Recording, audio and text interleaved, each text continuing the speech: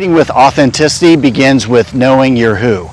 Now, we're all hardwired differently as leaders, and it affects how we lead. I'm standing in front of the boyhood home of Abraham Lincoln. Now, Abraham Lincoln was a reconciler. He was a detail-oriented extrovert, and that meant he was very good at building teams, at managing consensus, and keeping people on board with very difficult issues. So he also knew what he was not. He wasn't super creative, he wasn't innovative, he was not an enforcer. And when he became President of the United States, he knew that he had to have those people around him.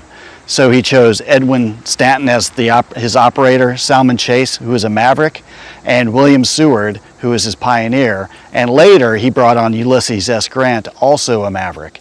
And with that intellectually diverse and balanced team, Lincoln won the war, freed the slaves, preserved the Union, and set the foundation for the country to come together again after the Civil War. So what's the lesson for today? Know your who, lead with authenticity, and put the right people around you so you have a diverse and balanced team.